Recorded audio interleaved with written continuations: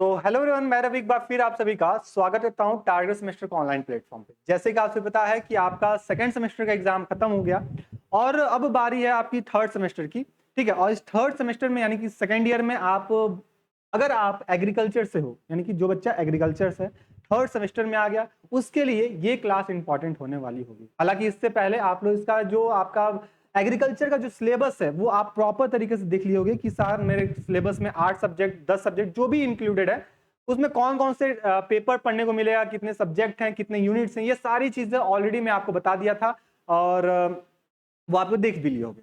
हालांकि यहाँ पे हम लोग स्टार्ट करने वाले होंगे आज की क्लास में एक इंपॉर्टेंट पेपर का नाम, जिसका नाम होगा सर फंडामेंटल एंटोमोलॉजी पार्ट 2। आपको याद आ रहा होगा साहब कि अगर हम जब सेकंड सेमेस्टर में थे तो वहां पे भी एंटोमोलॉजी पढ़ने को मिला था, लेकिन वो पार्ट 1 था और उसमें पार्ट 1 में क्या था, आपका बेसिक इंट्रोडक्शन था। Basic introduction in the sense कि इंसेक्ट होता क्या है, इसकी बॉडी के पार्ट्स कितने होते हैं, इसकी सेगमेंटेशन कैसी होती है, हेयर इसके हेयर बोल रहे हैं, इनका एंटीना कैसा होता है, इनका विंग्स कैसे होते हैं, लेग्स का स्ट्रक्चर कैसा होता है ना। बॉडी की जो हम एनाटॉमी की बात किए तो इनका डाइजेस्टिव ट्रैक कैसा है, रिप्रोडक्टिव ट्रैक कैसा है, तमाम सारे इसकी बात हम कर रहे थे। ग्लैंड्स की भी बात किए थे, जो कि हम लोग पेपर 1 या फिर एंटोमोलॉजी पार्ट 1 में हम सेकंड सेमेस्टर में पढ़े थे और बाखूबी से उसको इतने अच्छे से पढ़े थे कि वहां से ऑलमोस्ट क्वेश्चन अपने क्वेश्चन एग्जाम में जब क्वेश्चन पूछा गया था तो वहां पे आपको देखने को मिला था। और आपका ये भी फीडबैक मिला था साहब कि जितने हम लोग बैच में बातें किए थे, समझे थे, अपने कॉन्सेप्ट को नोट किए थे, वो सारे कॉन्सेप्ट, सारे टॉपिक्स आपके एग्जाम के पेपर में देखने को मिला था। उसी के बिहाफ में आज हम लोग यहाँ पे क्लासेस को स्टार्ट करेंगे और थर्ड सेमेस्टर की आपकी एंटोमोलॉजी की पहली क्लास होने वाली होगी, ठीक है, पार्ट 2 की, जिसमें हम यहाँ पे इंसेक्ट के ऊपर बात करेंगे। लेकिन यहाँ पे इंसेक्ट में सर क्या बात करने वाले, बात को पहले समझ लेते हैं, पहले एक रोड मैप तैयार कर लेते हैं कि साहब जब हम इंसेक्ट एंटोमोलॉजी पार्ट 2 बात करेंगे तो इसमें हम बेसिकली हम इकोलॉजी के बेसिस बात करेंगे, यानी कि इकोसिस्टम के बेसिस बात करेंगे। इससे पहले हम देख लिए थे इसकी मॉर्फोलॉजी कैसी है, इसकी एनाटॉमी कैसी है, लेकिन अब हम बात करेंगे कि अपने पर्टिकुलर इन्वायरमेंट में रहता कैसे है, सर्वाइव कैसे करता है, या फिर सर्वाइव करने के लिए किसी अदर ऑर्गेनिज्म का कैसे ये हेल्प लेता है या फिर कैसे उसको हेल्प प्रोवाइड करता है इंसेक्ट, उसके ऊपर हम बात करेंगे। स्पेशली प्लांट के प्रोस्पेक्टिव से, प्लांट के का एग्जांपल हम बात करते हुए, क्योंकि ये हम क्या किसमें पढ़ रहे हैं, एग्रीकल्चर में पढ़ रहे हैं। ठीक है, तो एग्रीकल्चर में इंसेक्ट का बहुत बड़ा योगदान होता है ना। जितने भी क्रॉप्स होते हैं उसमें भी काफी ज्यादा योगदान होता है, चाहे वो बेनिफिशियल हो या फिर हार्मफुल हो। मोस्टली हार्मफुल की ही बात कर रहे होते हैं, बेनिफिशियल भी बात करते हैं साहब, क्योंकि यहाँ पे पॉलिनेशन कराना होता है, इंसेक्ट पॉलिनेशन कराना होता है, इसकी भी बात हम यहाँ पे करें तो वो सारी ओवरऑल यहाँ पे इस पेपर में हमको पढ़ने को मिलेगा इंसेक्ट इकोलॉजी में। किसमें मिलेगा, इंसेक्ट इकोलॉजी में पढ़ने को मिलेगा, जो कि फंडामेंटल एंटोमोलॉजी पार्ट 2 के नाम से आपको पेपर देखने को मिलेगा। आप किसी भी यूनिवर्सिटी से हो, इंडिया की किसी भी यूनिवर्सिटी से हो, आप एग्रीकल्चर में हो, ठीक है, बीएससी एग्रीकल्चर कर रहे हो, आपका थर्ड सेमेस्टर है, ये टॉपिक, ये पेपर आपके सिलेबस में रहेगा ही रहेगा अगर एनईपी फॉलो हो रहा है तो चलो एक एक करते 1 to 1 करते क्लासेस को स्टार्ट करेंगे हम लोग यहाँ पे, और एक एक टॉपिक को यहाँ पे कवर करने की कोशिश करेंगे। और स्पेशली हम यहाँ पे इंट्रोडक्शन की ही बात करेंगे, यहाँ पे इंपॉर्टेंट कीवर्ड्स की बात करेंगे, जो इंपॉर्टेंट कीवर्ड्स आपके आने वाले जितने भी लेक्चर्स होंगे उसमें ये काफी ज्यादा योगदान, काफी फ्रूटफुल साबित कर रहा होगा। चलो अपने कॉपी पे हेडिंग डाल लीजिएगा फंडामेंटल एंटोमोलॉजी पार्ट 2, और इसमें हम सबसे पहले स्टार्ट करेंगे इंसेक्ट इकोलॉजी। अच्छा, सबसे पहले मेरे सामने एक शब्द आया इंसेक्ट इकोलॉजी। अब इंसेक्ट इकोलॉजी जैसे ही आपके दिमाग सामने शब्द आया तो आपके दिमाग में कौन कौन सी बातें चलने लगी, कुछ कुछ बातें चल रही होंगी, लाजमी है चलने की। भैया हमको यहाँ पे दिख रहा है इंसेक्ट, हमको यहाँ पे दिख रहा है इकोलॉजी, इसका मतलब क्या हो सकता है। तो इंसेक्ट का मतलब कीड़ा है ना, इंसेक्ट।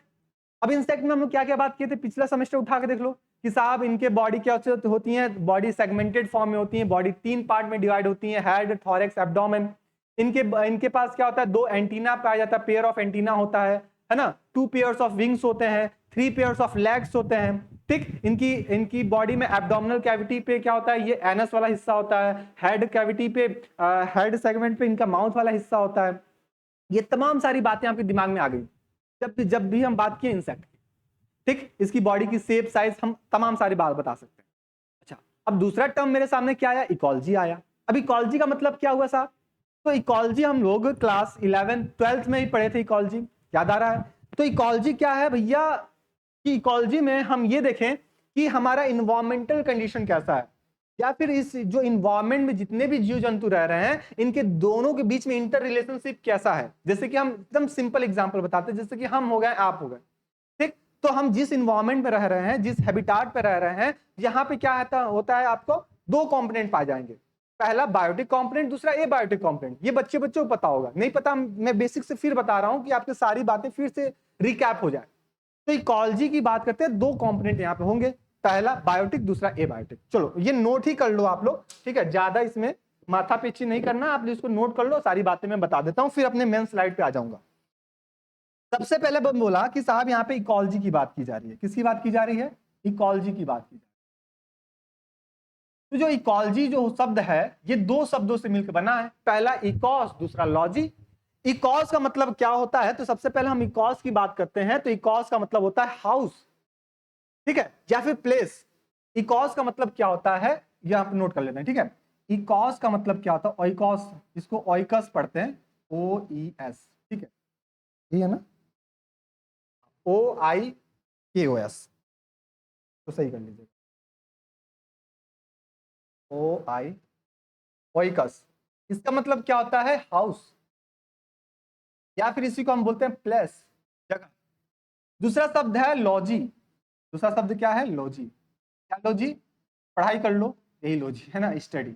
यानी कि हम इन्वायरमेंट में किसी भी ऑर्गेनिज्म का क्या कर रहे हैं? उसकी हाउस होल्डिंग की स्टडी कर रहे हैं, उसकी किस प्लेस पे रह रहा है हम उसकी स्टडी कर रहे हैं। इसको हम क्या बोलते हैं? इकोलॉजी कहते हैं। क्या बोलते हैं साहब? इसको इकोलॉजी कह रहे हैं। और इसका हम किसके रिस्पेक्टिव में बात कर रहे हैं, किसके प्रोस्पेक्टिव में बात कर रहे हैं? तो इंसेक्ट के बिहाफ पे बात कर रहे हैं।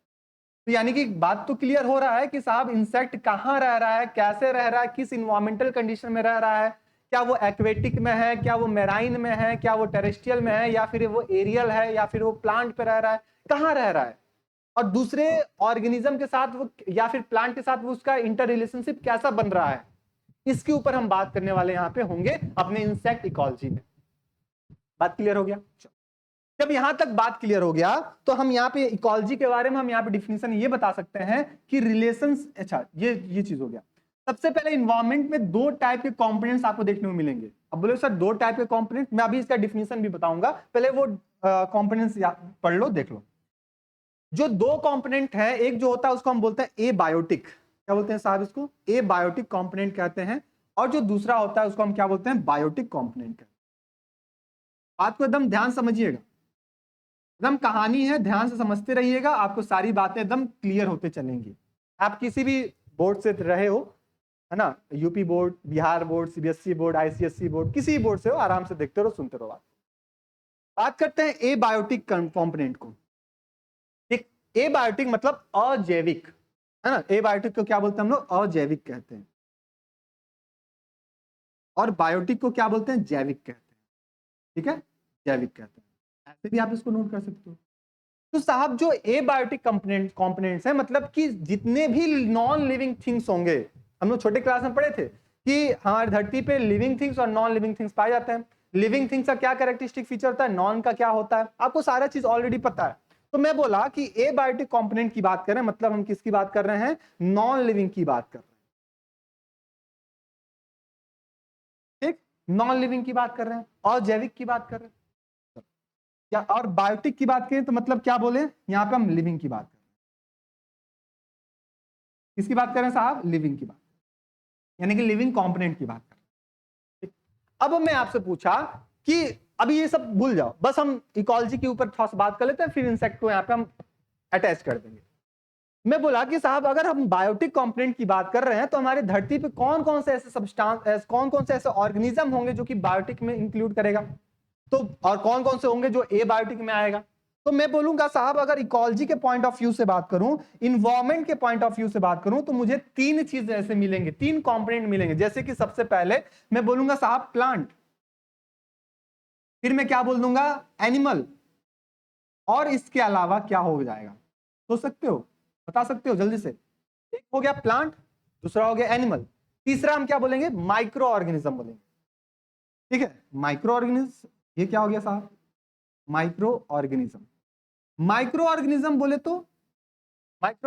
तो सूक्ष्म जीव बोलते हो ना, सूक्ष्म जीव, जिसमें बैक्टीरिया, वायरस, फंजाई, लाइकेन ये सब आ जाते हैं।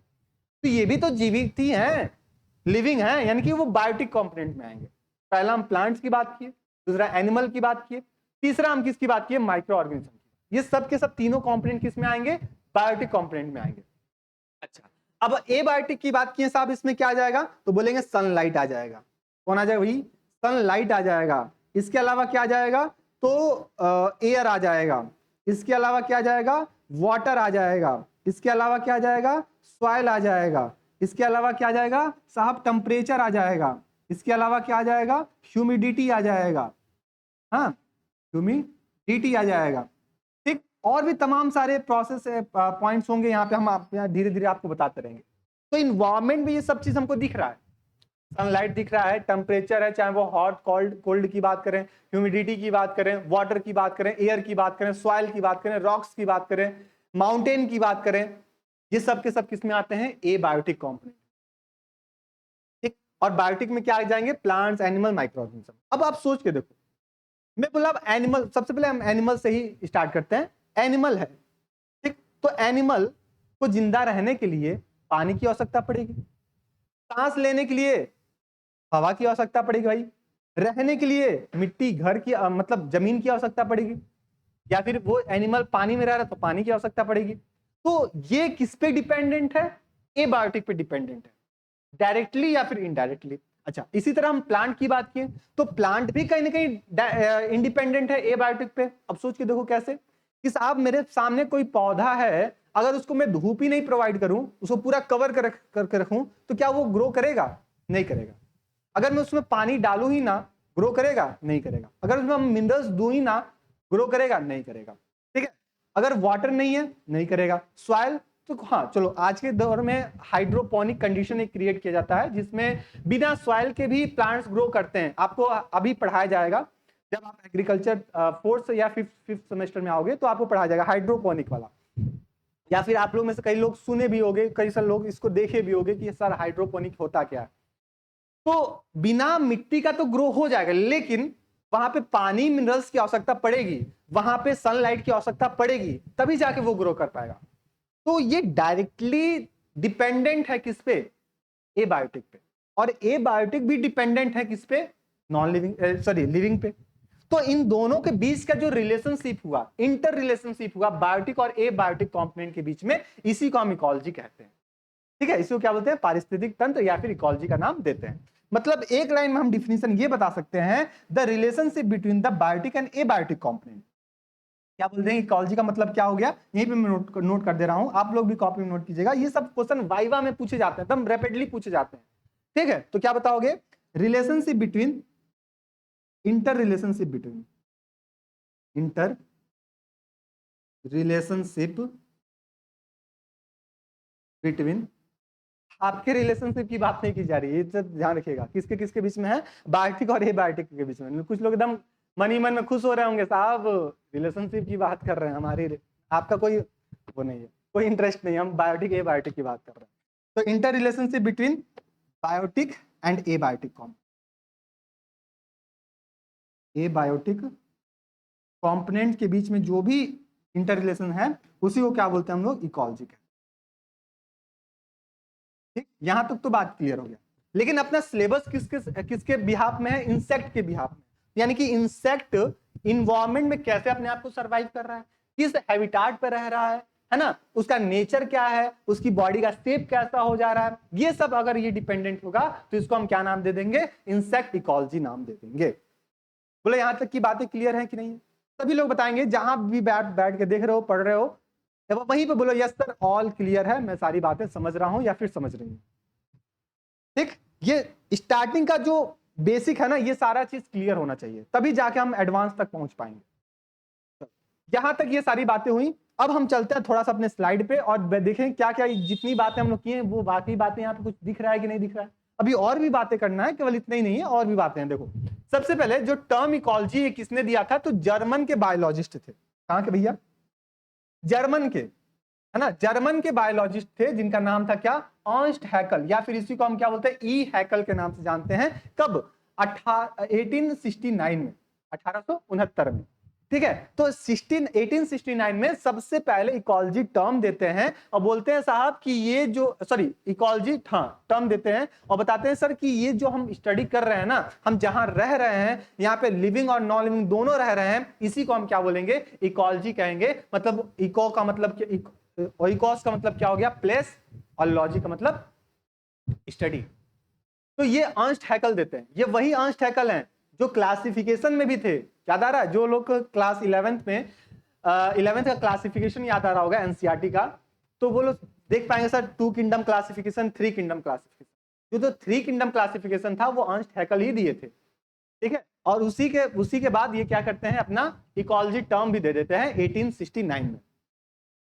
जो इकोलॉजी, ये वर्ड डिराइव्ड है ग्रीक वर्ड से मिलकर बना हुआ है, ग्रीक भाषा का शब्द है जिसका मतलब 2 शब्द से मिलकर बना इकोलॉजी। पहला ओइकोस, ओइकोस का मतलब क्या होता है, हाउस, घर, या फिर प्लेस जहां पे हम रहते हैं, ठीक है। और लॉगस का मतलब क्या हो जाता है, द साइंस या फिर स्टडी। यानी कि आपको बायोलॉजी में या फिर एंटोमोलॉजी में कोई भी शब्द मिलता है उसको कोशिश करना 2 शब्दों में उसको तोड़ दें, 2 पार्ट में उसको डिवाइड कर दें, ठीक है। पहला जो वर्ड निकल जाएगा वो खुद अपने आप से बोलने स्टार्ट करेगा, सर मैं ये बोलना चाह रहा हूं या ये समझाना चाह रहा हूं, अगर उसको तोड़ दोगे तो, ठीक है, 2 शब्दों को तोड़ दोगे तो। तो यहाँ पे ओइकोस का मतलब क्या हो गया, हाउस या फिर जहां पर हम रहते हैं वो प्लेस, और लॉगस का मतलब स्टडी, यानी कि उस प्लेस की हम हैबिटेट की स्टडी कर रहे होंगे। Literally, the ecology is the study of the earth household comprises of the plants, animals, and microorganisms, and people they live together are the interdependent components. मतलब कि इकोलॉजी को हम एक शब्द, एक लाइन में हम डिफाइन करना चाहें तो हम ये बता सकते हैं कि जितने भी लिविंग कंपोनेंट्स हैं, यानी कि बायोटिक जितने भी कंपोनेंट्स हैं, ये हमारे इन्वायरमेंट में कैसे रह रहे हैं, कैसे सरवाइव कर रहे हैं, इनकी हम स्टडी करने को आते हैं, तो इसी को हम इकोलॉजी शब्द देते हैं। तो आई होप कि ये बात आपको क्लियर हो गया होगा, समझ में आ गया होगा। पहली स्लाइड कंप्लीट। अब आते हैं, ये आप लोग नोट कर लिए होंगे, ये सब सारी पॉइंट नोट कर लिए होंगे। अब मैं जब भी नोट करूं ना तो मेरे साथ साथ आप लोग कॉपी में नोट करते रहो, ठीक है। और जैसे ही नोट कर लोगे तो आपको ऑलमोस्ट बातें यहाँ पे आपके दिमाग में बैठ जाएंगे, और जैसे ही पीडीएफ मिलेगा तो वहां से अपने नोट्स भी कंप्लीट कर लेना, ठीक है। तो जैसे ही नोट्स कंप्लीट करने जाओगे तो ऑलमोस्ट सारी बातें आपके दिमाग में चल रही हूँ, साहब इसके बाद ये लिखना, इसके बाद ये लिखना, ईजी हो जाता है उस तरह पढ़ना। अच्छा, अब कुछ और डिफिनीशन देख लेते हैं, जैसे कि इकोलॉजी की अलग से हम डिफिनीशन देखते हैं, और क्या बता सकते हैं, science that deal with the study of relationship of organism with their the environment including the biotic and abiotic factors. देखो ये पॉइंट आ गया कि जब भी हम इकोलॉजी को डिफाइन करते हैं तो हमारे इन्वायरमेंट में उपस्थित, अपने पर्यावरण में उपस्थित जितने भी बायोटिक और एबायोटिक कंपोनेंट्स हैं, living things, non living things है, इनके बीच में इंटर रिलेशनशिप जो होता है उसकी अगर हम स्टडी करते हैं, करने को आते हैं, तो उसी को हम इकोलॉजी शब्द देते हैं। ये पॉइंट आपको यहाँ पे बताना है। अच्छा, इसके अलावा ये तो इकोलॉजी हो गया, ठीक, लेकिन मुद्दा यहाँ पे ये खड़ा होता है कि साहब इंसेक्ट इकोलॉजी क्या हुआ। इकोलॉजी तो हम समझ गए, लेकिन इंसेक्ट इकोलॉजी आ गया, तो इंसेक्ट वही बात लगा देना भैया, इंसेक्ट के बिहाफ में हम बात करेंगे। देखो, the science we deal with the study of relationship of insect to their environment, यानी कि इन्वायरमेंट से इंसेक्ट का कैसा इंटर रिलेशनशिप है, वो कैसे सरवाइव कर रहा है, कैसे रह रहा है, उसके ऊपर हम बात किए, तो उसको हम इंसेक्ट इकोलॉजी कहते हैं।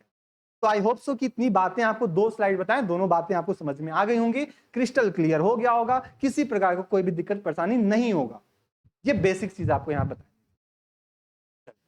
अब उसके बाद थोड़ा सा हम बात कर लेते हैं भैया कि आपका यहाँ पे जो जितने बच्चे बीएससी एग्रीकल्चर 3rd सेमेस्टर में, किस सेमेस्टर में हो, 3rd सेमेस्टर में, आप किसी भी यूनिवर्सिटी से हो, आपका सभी यूनिवर्सिटी का एक ही सिलेबस है, एनईपी फॉलो वाला, है ना, एक ही सिलेबस है।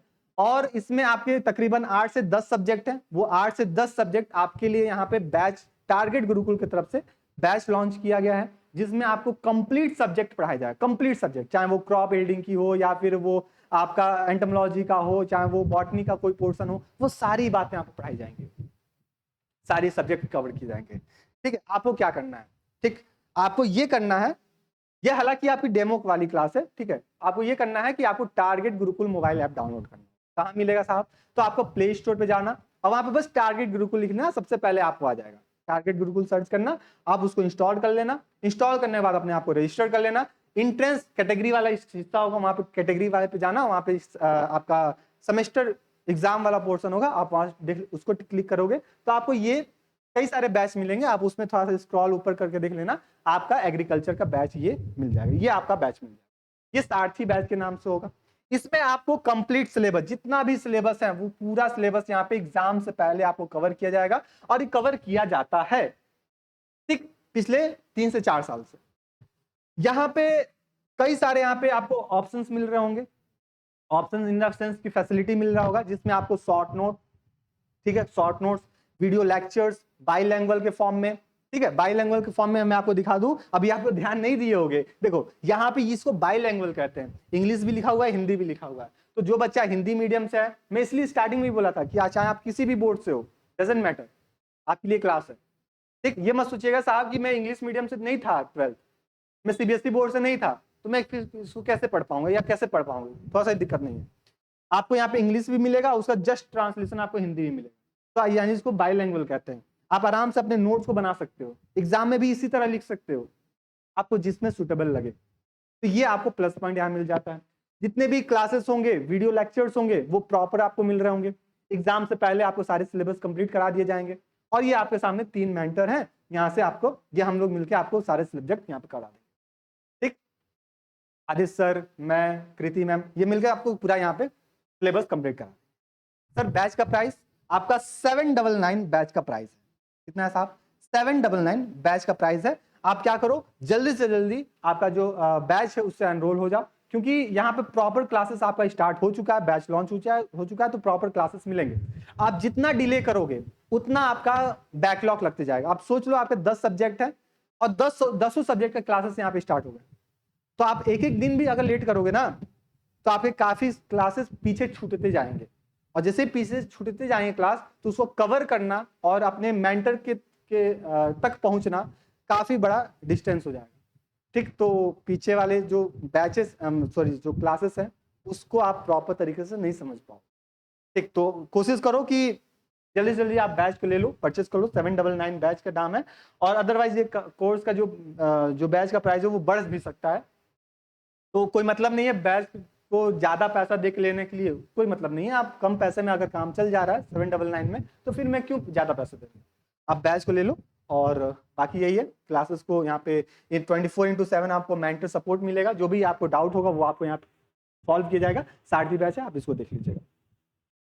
अब आते हैं अपने मेन स्लाइड पे, अपने मेन टॉपिक पे, अब बात करते हैं यहाँ पे कुछ और बात। अब ये करेंगे कि साहब यहाँ पे कितने टर्मिनोलॉजी अपने सामने पढ़ने को मिलेगा, समझने को मिलेगा जब हम इंसेक्ट इकोलॉजी पढ़ेंगे। जैसे कि मैं आपको बताया क्या कि ये जो क्लास होगा वो आपका फुल ऑन फुल इंट्रोडक्शन वाली क्लास होगी। इसमें जितने भी टर्मिनोलॉजी होंगे, जितने भी कीवर्ड्स होंगे, वो सारे कीवर्ड्स 1 to 1 मैं आपको बता रहा हूँ, समझा रहा हूँ, और आप लोग उसको नोट करोगे, जिससे आने वाले दिनों में जितनी भी क्लासेस होंगी, ये अगर टर्म आते हैं वहां पे, तो आप कंफ्यूज थोड़ा सा भी ना हो। जैसे कि सबसे पहले मेरे पास टर्म आया ऑटो इकोलॉजी। क्या शब्द आया? Auto ecology. हिंदी में भी देख सकते हो ऑटो इकोलॉजी शब्द लिखा हो, इसका मतलब क्या है? देखो, अब हिंदी वाले बोलो, हिंदी में बता देते हैं। किसी एक जीव या उसके व्यवहार या उसके जीवन चक्र पर पर्यावरण पर क्या असर स्पष्ट होता है। मतलब कि देखो, कोई भी ऑर्गेनिज्म है, चाहे वो हम प्लांट की बात करें, चाहे वो हम एनिमल की बात करें, या फिर किसी माइक्रो ऑर्गेनिज्म की बात करें, वो इन्वायरमेंट में कैसे अपने आप को, उसका बिहेवियर कैसा है, वो कैसा रह रहा है, ठीक है, उस इन्वायरमेंट में कैसे अपने आप को सर्वाइव कर रहा है, उस इन्वायरमेंट में कैसे उसकी लाइफ साइकिल कंप्लीट हो रही है। अगर हम इसकी बात करने लगते हैं तो इसको हम क्या शब्द देते हैं? ऑटो इकोलॉजी शब्द देते हैं। बात क्लियर हुआ? क्या बोलते हैं इसको? ऑटो इकोलॉजी शब्द देते हैं। मतलब कि अगर कोई ऑर्गेनिज्म है, उसका इन्वायरमेंट, उस पर्टिकुलर इन्वायरमेंट में वो अपने आप को कैसे सर्वाइव कर रहा है, उस इन्वायरमेंट में उसको लेके उसका बिहेवियर कैसा है, ठीक है। बिहेवियर अच्छा होगा, मतलब इन्वायरमेंट अच्छा हो तो बिहेवियर अच्छा होगा, इन्वायरमेंट अच्छा नहीं तो बिहेवियर अच्छा नहीं होगा, है ना। ये आप बता सकते हो। ये उस पर्टिकुलर इन्वायरमेंट में कैसे अपनी लाइफ साइकिल कंप्लीट कर रहा है, कितने फेजेस में कंप्लीट कर रहा है, ठीक है, डायरेक्टली या फिर इनडायरेक्टली, इसको हम क्या बोलते हैं? ऑटो इकोलॉजी शब्द। तो अगर ऑटो इकोलॉजी पूछा जाए तो आप इसके बारे में ये बात बताइएगा। दूसरा आता है सिंकोलॉजी। क्या बोलते हैं सर इसको? सिंकोलॉजी कहते हैं। अब इसमें क्या होता है साहब? Study of the group of organism which are found the unit called the community ecology। देखो, सिंको इकोलॉजी में मतलब क्या हुआ? देखो, मान के चलो कोई इन्वायरमेंटल कंडीशन है, जैसे कि मान करो चलो ये आपका एक टेरेस्ट्रियल एरिया है, ठीक, कोई भी XYZ कोई भी आपका टेरेस्ट्रियल एरिया है। इस टेरेस्ट्रियल एरिया में जो भी ऑर्गेनिज्म पाया जा रहा होगा, वो कैसे पाया जा रहा है सर? झुंड बना के पाया जा रहा है। कम्युनिटी में रह रहे हैं, कम्युनिटी में रह रहे हैं, तो इसको हम क्या बोल देते हैं, सिंकोलॉजी कह देते हैं। जैसे कि एग्जांपल इंसेक्ट के बिहाफ में बताऊं कि अगर चींटियां हैं, चींटी क्या कहाँ रहती है सर, जमीन पे है, और जहां भी चींटी रहेंगी वहां पे उनके ग्रुप रहेगा, एक इंसेक्ट जो आंट है, चींटी है, उसका ग्रुप रहेगा, तो हम क्या बोलते हैं, कम्युनिटी कहेंगे, यानी कि हम उसको सिंकोलॉजी कहेंगे। वो ग्रुप इंसेक्ट इन्वायरमेंट से कैसे अपने आप को डील कर रहा है, कैसे अपने आप को सर्वाइव कर रहा है, उसको सिंकोलॉजी कहते हैं। आई होप कि मेरी बात आप समझ रहे हो। तीसरा आता है हैबिटाट इकोलॉजी। हैबिटाट इकोलॉजी का मतलब वो किस इन्वायरमेंट में रह रहा है, पानी में रह रहा है, जमीन पे रह रहा है, हवा में रह रहा है, पेड़ पे रह रहा है, और इन्वायरमेंट में उस इन्वायरमेंट उस ऑर्गेनिज्म को कैसे इफेक्ट शो कर रहा है। ठीक है, इसकी अगर बात करते हैं तो उसको हैबिटाट इकोलॉजी कहते हैं। हैबिटाट का ही मतलब होता है क्या, निवास स्थान। वो किस इन्वायरमेंट में रहना पसंद कर रहा है और वहां पे उसका इन्वायरमेंट उसको कैसे सपोर्ट कर रहा है उसको सर्वाइव करने के लिए। जैसे कि मैं बोलूं कि सर अगर मछली है, ठीक है, मछली है और मछली कहां रहती है सर, पानी में रहती है, तो पानी एक्वेटिक जो बॉडी होगा, वो एक्वेटिक बॉडी फिश को क्या कर रही है, सपोर्ट प्रोवाइड कर रही है उसको सर्वाइव करने के लिए, तो उसको क्या बोलते हैं हम लोग, हैबिटाट इकोलॉजी कर देंगे। लेकिन वही मछली को अगर मैं बोलूं कि भैया आपको कहां रहना है, कहां रहना है, जमीन पे रहना है, ठीक है, जमीन पे रहना है, तो वहां पे इन्वायरमेंट उसको सपोर्ट ही नहीं करेगा, क्योंकि उसका नेचर कैसा है, एक्वेटिक का है, और टेरेस्ट्रियल पे वो सपोर्ट ही नहीं करेगा, तो उसको हम क्या बोलते हैं, वो कैसे वहां पे सर्वाइव कर पा रहा है या नहीं कर पाई, इसको हम क्या बोलते हैं, हैबिटाट इकोलॉजी कहते हैं। इसके अलावा एक और टर्म आता है जिसको हम क्या बोलते हैं, इथोलॉजी कहते हैं। इथोलॉजी क्या होता है कि किसी भी ऑर्गेनिज्म का बिहेवियर कैसा है, बिहेवियर इन द सेंस, जैसे कि चींटी है, वो क्या देखते हो, सोशल वर्क, सोशियो फॉर्म में होता है ना, जैसे कि एक चींटी है, अगर उसको कोई इंफॉर्मेशन मिला, वो दूसरी चींटी को भी इंफॉर्मेशन देना स्टार्ट करती है और एक समय में पूरा वहां पे झुंड बन जाए। जैसे कि एक चीनी का दाना है, भैया एक जगह रख दो, एक चींटी सूंघते सूंघते आएगी और फिर जाएगी सारे अपने झुंड को लेकर आएगी, भैया वहां पे एक चीनी का दाना वहां पे गिरा हुआ था। ठीक, तो वो आपस में कैसे कम्युनिकेट कर रहे हैं, उनका बिहेवियर कैसा हो रहा है, ठंड हो रहा है तो ठंड मौसम आ रहा है तो क्या उसमें अपने आप को सर्वाइव कर रहे हैं या फिर इन्वायरमेंट में घूम रहे हैं। ठीक, तो इसको हम एनिमल बिहेवियर कहते हैं। ये तो एक अलग से पेपर आपको इसी में पढ़ने को मिलेगा, एंटोमोलॉजी में ही पढ़ने को मिलता है एनिमल बिहेवियर। ठीक है, और उस एनिमल बिहेवियर में हम tactile motion, chemo tactile motion, ठीक है, केमिकल वाला, ऑल्फैक्टरी वाला, तो ये अलग अलग टाइप के यहाँ पे कंडीशन क्रिएट होते हैं कि वो इन्वायरमेंट में अपने आप को इस के अकॉर्डिंग कैसे सर्वाइव कर रहा है, उसका बिहेवियर कैसा है। ठीक, ये चीज तो इसको हम मिथोलॉजी में पढ़ते हैं। अगला आया habitat, place where the organism life. Habitat की बात की तो जहां भी ऑर्गेनिज्म सर्वाइव कर रहा है उसको हम हैबिटाट कहते हैं। जैसे कि हम बोलते हैं ना एक्वेटिक, बोलते हैं ना टेरेस्ट्रियल, तो ये उसका रहने का निवास स्थान है, उसको हम हैबिटाट कहते हैं। आगे चलते हैं, पॉपुलेशन। पॉपुलेशन क्या होता है, donate the group of individual. अगर कई सारे ग्रुप ऑफ इंडिविजुअल जब एक साथ मिल जाते हैं तो उसको हम पॉपुलेशन कहते हैं। लेकिन कम्युनिटी क्या होता है, तो पॉपुलेशन जब अलग अलग पॉपुलेशन जब एक साथ इकट्ठा हो जाता है उसको हम कम्युनिटी कहने लगते हैं। जैसे कि मैं आपको बताऊं, मैं आपको ब्लैंक स्लाइड बताता हूं, आप लोग पढ़े होंगे कि सब साहब जब लेवल ऑफ ऑर्गेनाइजेशन की बात करते हैं तो सबसे पहले क्या आता है, मॉलिक्यूल्स आते हैं। जब कई सारे मॉलिक्यूल्स मिलते हैं तो वो आपके सेल बना देते हैं, है ना। जब कई सारे सेल मिलेंगे तो क्या बन जाता है, आपका टिश्यू बन जाता है। जब कई सारे टिश्यू मिल जाते हैं तो आपके ऑर्गन बन जाते हैं। जब कई सारे ऑर्गन मिल गए तो ऑर्गन सिस्टम बन गया। ठीक, ऑर्गन सिस्टम बन गया। और जब कई सारे ऑर्गन सिस्टम मिल जाते हैं तो वो कंप्लीट ऑर्गेनिज्म बन गया। अब देखो, जैसे ही कंप्लीट ऑर्गेनिज्म बन गया तो वहां पे क्या, अगर कई सारे ऑर्गेनिज्म वहां पे है तो उसको हम क्या बोलेंगे, पॉपुलेशन कहेंगे। लेकिन ये किस पे डिपेंड कर रहा होगा, सेम स्पीसीज की बात करें, है ना, सेम प्रजाति की बात करें, सेम स्पीसीज की बात करें। जैसे कि हम बोले बंदर, तो बंदर का एक बंदर नहीं, दो बंदर नहीं, 10 बंदर हैं तो वो पॉपुलेशन हो गया बंदर का, यानी कि सेम स्पीसीज क्या है ना, पॉपुलेशन। लेकिन वहीं पे बोलो कि भैया जंगल है, उस जंगल में बंदर भी है, उसी जंगल में शेर भी है, उसी जंगल में चिड़िया भी है, यानी कि क्या बन गया, अलग अलग पॉपुलेशन की स्पीसीज की पॉपुलेशन है, और इसको हम मिला क्या बोलते हैं, कम्युनिटी कहते हैं। क्या बोल देते हैं इसको, कम्युनिटी कह देते हैं। समुदाय है जिसको हम हिंदी में बोले कम्युनिटी, यानी कि यहाँ पे डिफरेंट स्पीसीज के होंगे, डिफरेंट स्पीसीज के यहाँ पे आपको देखने को मिलेगा। इसके अलावा कई सारे जब कम्युनिटी जब एक साथ मिल जाते हैं तो वही बना लेते हैं क्या, इकोसिस्टम बना लेते हैं। और जब इकोसिस्टम बन जाता है तो ये कंप्लीट बायोस्फीयर बन जाएगा, या फिर बायोम्स कहते हैं, बायोस्फीयर कह देते हैं। ये आपको कंप्लीट आपको यहाँ पे देखिए, तो ये पूरा क्राइटेरिया होता है एक पर्टिकुलर ऑर्गेनिज्म को सरवाइव करने का, या पर्टिकुलर ऑर्गेनिज्म का इन्वायरमेंटल इफेक्ट क्या है। ठीक, तो अगर मैं बोलूं पॉपुलेशन, तो आपके दिमाग में तुरंत बात आनी चाहिए, सर हम सेम स्पीसीज के इंडिविजुअल की बात करेंगे। सेम स्पीसीज के इंडिविजुअल की जब बात करेंगे तो यहाँ पे हम पॉपुलेशन कहेंगे। जब हम अलग अलग स्पीसीज के इंडिविजुअल की बात करेंगे तो उसको हम कम्युनिटी कहेंगे। जब अलग अलग कम्युनिटी जब एक साथ इकट्ठा होने लगेगा तो उसको हम बायोस्फीयर, इकोसिस्टम कहेंगे, और इकोसिस्टम से बायोस्फीयर बन जाएगा। तो ये आपका कंडीशन क्रिएट यहाँ पे हुआ। चलो, पॉपुलेशन की बात की है कि किसी भी तरह के जीवों के जो ग्रुप होता है, ग्रुप को अगर दिखाई दे रहा है तो उसको हम पॉपुलेशन कह देते हैं। कम्युनिटी में इकोलॉजिकल के पॉइंट ऑफ व्यू से पॉपुलेशन का जो एरिया होता है उसी को हम कम्युनिटी कहने लगते हैं। मतलब पॉपुलेशन जहां तक फैला हुआ वो कम्युनिटी का हिस्सा हो जाता है।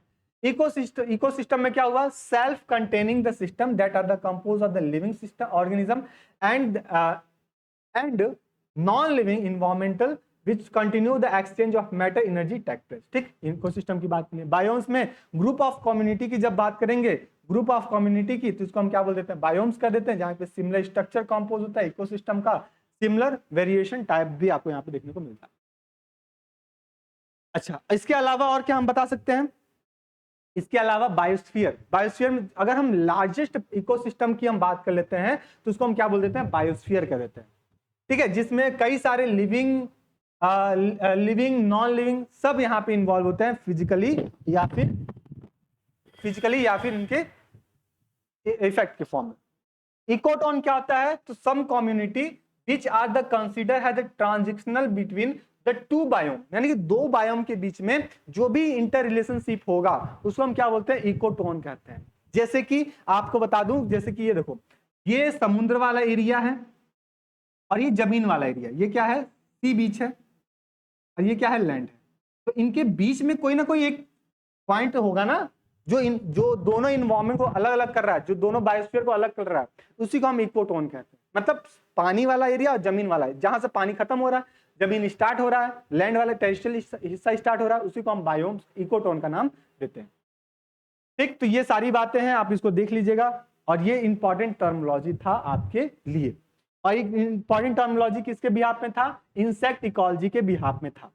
ठीक है, तो आई होप कि ये सारी बातें आपको समझ में आ गई होंगी। ये क्लास में बस इतना ही हम रखेंगे, क्योंकि पीडीएफ इसके आगे और भी मिलेगी, तो आपको धीरे धीरे क्लासेस वहां पे मिलते जाएगा। हालांकि ये जो पीडीएफ है आप इसको यूट्यूब पे देख रहे होगे या फिर बैच में देख रहे होगे। ये क्लासेस के बारे में, इस क्लास के बारे में, इस बैच के बारे में सभी बच्चों को बता दीजिएगा।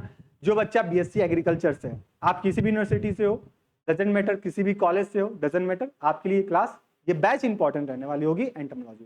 ठीक है, साक्षी बैच इंपॉर्टेंट। तो एक बार और बता दें सर, 799 आपका प्राइस रहने वाला होगा। बहुत जल्द बैच को ले लीजिएगा, अदरवाइज बैच का दाम भी बढ़ जाएगा और आपका बैकलॉग भी लगना स्टार्ट हो जाएगा, क्योंकि यहाँ पे सारे क्लासेस प्रॉपर स्टार्ट हो चुके हैं। ठीक, और ये आपका आज का पहला डेमो क्लास था। आदित्य सर भी आपकी क्लास ले रहे होंगे, मैं भी ले रहा हूँ, और आपकी कृति मैम भी क्लास ले रहे होंगे, और आपके हम लोग मिलके आपके जितने भी सब्जेक्ट हैं, 8-10 सब्जेक्ट हैं, वो सारे सब्जेक्ट हम यहाँ पे कवर अप कर देंगे एग्जाम से पहले, और आपका रिवीजन भी करा देंगे। आपका ऐसा रिवीजन करा देंगे कि अगर एग्जाम में क्वेश्चन आता है तो आप उसको आंख बंद करके, मतलब आंख बंद से कि आप उसको आराम से नोट कर सकते हो, सारी बातों को बता सकते हो। बात क्लियर है? बैच कहाँ मिलेगा? आप target Gurukul mobile app download कीजिएगा, वहाँ पे आप अपने आप को रजिस्टर कीजिएगा, कैटेगरी वाले सेक्शन में जाइएगा, वहाँ पे सेमेस्टर पे जाइएगा, कोर्स में जाइए, कोर्स में जाने का आपको सारथी बैच ये मिल जाएगा बीएससी थर्ड। वो इससे और इम्पोर्टेंट बात कि साहब इसका आपके डिस्क्रिप्शन बॉक्स में व्हाट्सएप ग्रुप का लिंक दिया होगा। ठीक है, अब उस लिंक से क्या करना, ज्वाइन हो जाना, जिससे आपको कंप्लीट अपडेट्स आपको मिलते रहेंगे कि सर क्लासेस कब चल रहे हैं, लाइव क्लासेस कब हैं, रिकॉर्डेड क्लासेस कब अपलोड किया गया, एग्जाम के रिलेटिव जो भी इंफॉर्मेशन होगा वो आपको उसी ग्रुप में बताया जाएगा। तो मैक्स श्योर जितने बच्चे क्लास देख रहे हो आप लोग, डिस्क्रिप्शन बॉक्स में आपको व्हाट्सएप ग्रुप का लिंक दिया गया होगा, आप उस लिंक से ज्वाइन हो जाएंगे। दूसरी बात, इसी डिस्क्रिप्शन बॉक्स में आपको ऐप का भी लिंक दिया होगा, आप वहां से भी डाउनलोड ले सकते हो या फिर प्ले स्टोर से भी जाके ले सकते हो। ठीक है, और आई होप सो कि क्लास काफ़ी इंटरेस्टिंग आपको लगा होगा, और ये क्लास सभी बच्चों तक पहुंचा दीजिएगा, और सभी बच्चे क्लास में अटेंडेंस भी लगा देंगे। अटेंडेंस इन द सेंस कि एक लाइक लगा दीजिएगा, आपका यहाँ पे अटेंडेंस लग जाएगा। कमेंट बॉक्स आपका है, जो भी आपका फीडबैक होगा, क्लास कैसी थी सर, क्लास पढ़ के मजा आया कि नहीं आया, एक छोटा सा आप पॉजिटिव फीडबैक दे दीजिएगा, जिससे बाकी बच्चों को भी ये ऐसा लगे कि नहीं वाकई में क्लास को पढ़ना चाहिए और बैच को लेना चाहिए। एक छोटा सा आप फीडबैक दे दीजिएगा। मिलते हैं हम लोग नेक्स्ट क्लास में, next class in the sense कि अपनी बैच वाली क्लासेस में, इसकी पार्ट 2 में, ठीक है, सेकेंड लेक्चर में। और इसकी पीडीएफ आपको वहीं बैच में मिल जाएगी, सिलेबस भी आपको उसी बैच में मिलेगा। मिलते हैं हम लोग नेक्स्ट क्लास में, तब तक के लिए स्टे रहिए, मस्त रहिए, अपनी तैयारी को और भी ज्यादा मजबूत करते रहिए। तब तक के लिए सबको यहाँ पे धन्यवाद।